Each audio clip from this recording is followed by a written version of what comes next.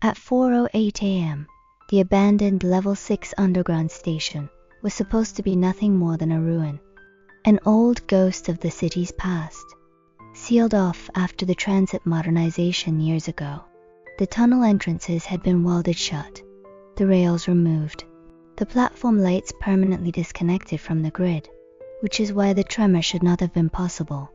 It began as a low vibration beneath the concrete, barely enough to rattle dust from the ceiling.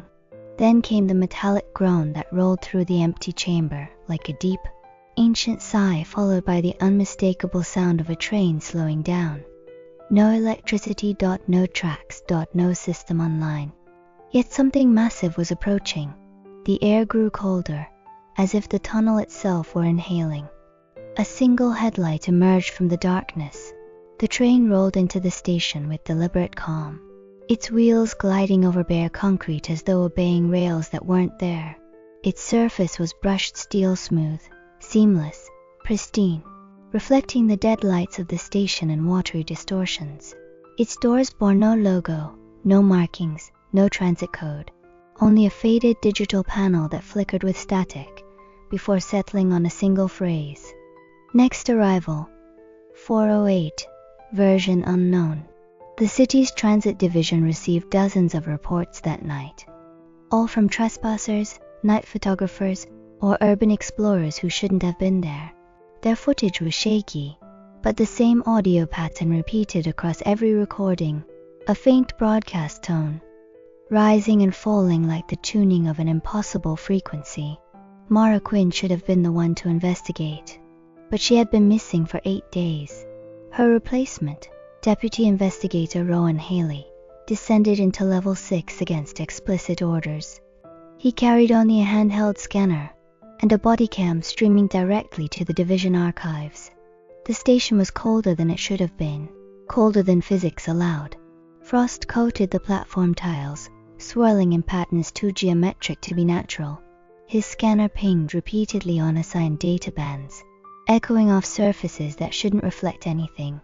The train waited with its doors closed. Rowan approached, breathing fog into the air. "Identify," he whispered, not sure whether he expected a response. He received one. The train doors opened without a sound, revealing an interior brighter than the platform outside. Every seat was immaculate, every surface gleamed, but none of the materials matched any known transit manufacturer. The design was too clean, like a prototype, or a memory of a train, rather than a physical object. At the far end, an LED display blinked weakly, resolving into a line of text. District M43 arrival pending. Rowan frowned. M43 didn't exist, not in any official map, not in archival maps, not even in the city's earliest blueprints. Yet the scanner vibrated violently, as if trying to process data too large for its frame. He stepped in. The train doors closed behind him with a whisper, sealing him inside. The body cam stream showed the lights flicker. The walls trembled. Then, in a heartbeat, the station outside dissolved, not with motion, not with acceleration, but with a quiet blink. One moment, concrete platform.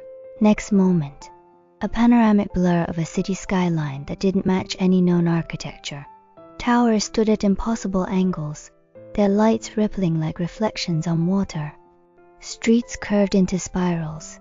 Billboards displayed languages no algorithm could translate. And all of it moved with the rhythm of something alive.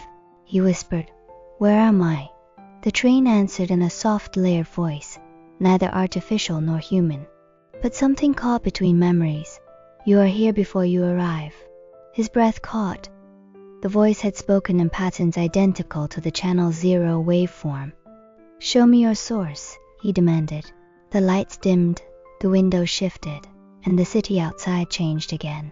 Now it resembled his city-familiar streets, recognizable towers, but distorted, as if reconstructed from imperfect memory. Streets turned slightly wrong. Building signs leaned with unfamiliar geometry. Road used colors that transit law forbade. A city rebuilt from reference, a version that shouldn't exist. As Rowan stared, people appeared on the sidewalks, blurred silhouettes flickering like ghosts in bad video compression. They walked in loops, repeating short actions, never looking up. Then one of them did. A faceless profile turned toward the train, head tilting in a slow, unnatural arc. The figure raised a hand and pressed it against a window from the outside. Rowan staggered back as the glass shook violently, responding like a heartbeat under strain. The interior announcement chimed. Arrival in progress. This version is incomplete. Stop, Roman said. Return me. Silence. Then softly. You are not in the version that ends. The lights died. Darkness swallowed the train. Static flooded the body cam. For 7 minutes, no trace of Rowan existed in the stream. Then, just as abruptly as it had vanished, the feed returned. Rowan was sitting in one of the seats. He did not respond to division medics. He did not blink when exposed to light. He whispered only one sentence before falling fully unconscious. The city is learning which version to keep. The train vanished at 4:09 a.m. right on schedule, dissolving into a ripple of static as though it had never been there. No tracks. No power. No physical signature. Only a residue of frost on the concrete. And one final log entry from Rowan's scanner. District M43 validated. Estimated population. Pending. Next arrival, 4:08. It repeats the timestamp every night. The platform remains frozen.